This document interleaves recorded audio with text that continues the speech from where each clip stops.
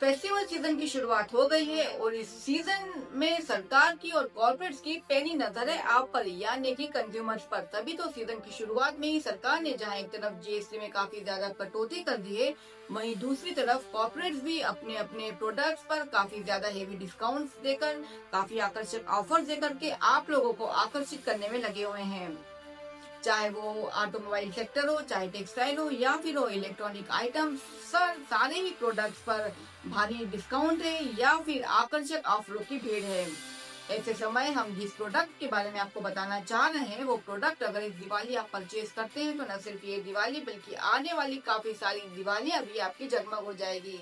जी हाँ, हम बात कर रहे हैं म्यूचुअल फंड की। भारत में म्यूचुअल फंड कंपनीज में भी काफी ज्यादा कंपटीशन हो गया है और इस कंपटीशन को देखते हुए और इस फेस्टिवल सीजन को देखते हुए इन कंपनीज ने काफी सारे आकर्षक ऑफर्स निकाले हैं सिर्फ आपके लिए। इनमें सबसे ज्यादा जो आकर्षक ऑफर है वो है एग्जिट लोड में भारी कमी। जी हाँ, इन म्यूचुअल फंड कंपनीज ने अपने अपने एग्जिट लोड में भारी कमी कर दी है। या फिर कई सारी ऐसी कंपनीज हैं जैसे जियो ब्लैक रॉक, जो कि भारत में अभी नई नई इंट्रोड्यूस हुई है। इन्होंने अपने एग्जिट लोड को पूरी तरह से शून्य कर दिया है। एग्जिट लोड का मतलब ये होता है कि अगर जब भी आप कोई म्यूचुअल फंड परचेज करते हैं, उस म्यूचुअल फंड का एक लॉक इन पीरियड होता है। उस लॉक इन पीरियड के पहले आप अपनी जमा की हुई राशि नहीं निकाल सकते और अगर निकालते हैं तो उसमें आपको कुछ चार्जेस देने होते हैं। तो अब इस चार्जेस को कई कंपनीज ने पूरी तरह से खत्म कर दिया है या काफी ज्यादा कम कर दिया है। तो अगर इस दिवाली आप करना चाहते हैं स्मार्ट परचेसिंग या लॉन्ग टर्म के लिए इन्वेस्टमेंट, तो ये खबर है आपके लिए।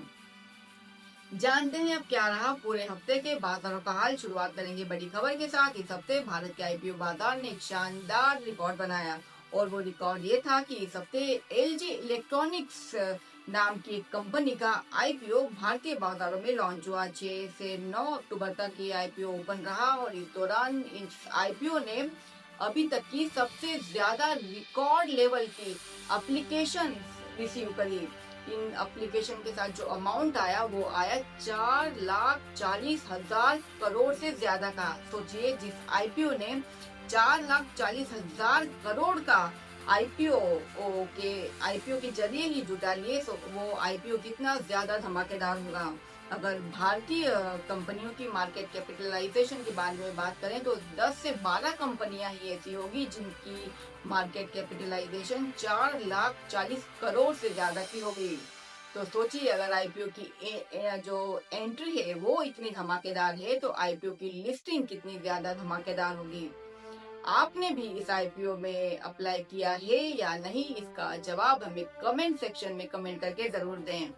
चलते हैं दूसरी बड़ी खबर की तरफ। ये खबर आ रही है फार्मा सेक्टर की तरफ से। कुछ दिनों पहले ये खबर आई थी कि ट्रम्प गवर्नमेंट ने भारत की फार्मा कंपनियों के ऊपर 100% टैरिफ बढ़ा दिया है, लेकिन फिलहाल ये जो आदेश है ये कुछ समय के लिए पोस्टपोन कर दिया है। दरअसल ये जो टैरिफ लगाने के बाद ट्रम्प का अपने ही देश में काफी ज्यादा विरोध हो रहा था। इसी को देखते हुए फिलहाल ट्रम्प ने इस आदेश को कुछ समय के लिए पोस्टपोन कर दिया है। जानते हैं क्या रहा पूरे हफ्ते के बाजारों का हाल। इस हफ्ते बाजारों में शानदार हरियाली दिखाई दी। पिछले हफ्ते के मुकाबले इस हफ्ते बाजार करीब 1.5% तक चढ़ करके बंद हुए। हफ्ते के अंतिम दिन जहां सेंसेक्स 150 से ज्यादा अंक उछल करके बंद हुआ, वहीं निफ्टी ने भी 100 अंकों से ज्यादा की छलांग लगाई। सबसे ज्यादा जो स्टार परफॉर्मर सेक्टर रहा वो रहा फार्मा सेक्टर, जिसके पीछे की बड़ी वजह ट्रम्प का 100% टैरिफ हटाना रही। और इस हफ्ते का जो हीरो रहा वो रहा सिप्ला, जो पिछले हफ्ते के मुकाबले इस हफ्ते करीब 4% तक चढ़ करके बंद हुआ। हालांकि मेटल सेक्टर और आईटी सेक्टर की अच्छी खासी बढ़त पर बंद हुए। इस हफ्ते काफी कम सेक्टर ऐसे रहे जो कि लाल निशान में बंद होते हुए नजर आए। इस हफ्ते का जो सबसे ज्यादा फिसड्डी सेक्टर रहा वो रहा ऑटोमोबाइल सेक्टर के स्टॉक्स। चलते हैं करेंसी बाजारों की ओर। करेंसी बाजारों में इस हफ्ते रुपए का गिरना थोड़ा सा हल्का फुल्का सा थमता हुआ नजर आया। 88.70 के आसपास की इस हफ्ते की क्लोजिंग रही। जानते हैं कमोडिटी बाजारों के हाल। कमोडिटी बाजारों में जहां फेस्टिवल की है धूमधाम, वहीं सोने और चांदी हुए बेलगाम। जी हाँ, सोना जहां 1.25 लाख के करीब करीब पहुंचता हुआ नजर आया, वहीं चांदी ने भी भारतीय बाजारों में 1.5 लाख का आंकड़ा टच कर लिया। इसमें गौरतलब बात यह है कि विदेशी जो बाजारों में सोने और चांदी के ट्रेंड से ज्यादा तेज जो ट्रेंड है, ज्यादा जो बुलिश मूव है, भारतीय बाजारों में फिलहाल दिखाई दे रही है। हालांकि इंटरनेशनल बाजारों में भी सोना पहली बार $40 का आंकड़ा टच करता हुआ नजर आया।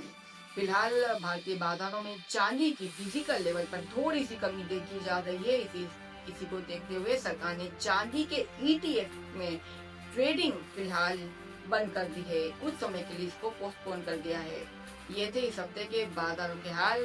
बाकी की खबरों के लिए जुड़े रहिए टाइम्स मीडिया से। मिलेंगे अगले हफ्ते। नमस्कार।